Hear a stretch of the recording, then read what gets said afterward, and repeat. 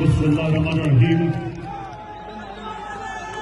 ایاک نعبد وایاک نستعین. پہلے تو میں کوٹلی کے رہنے والے شہریوں،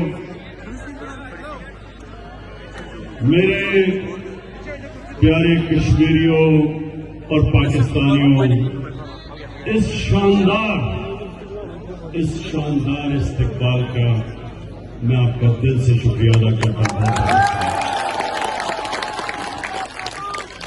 آج میرے یہاں آنے کا مقصد دنیا کو ایک پیغام دینا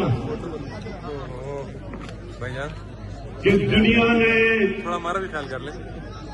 کشمیر کے لوگوں سے 1948 میں وعدہ کیا تھا.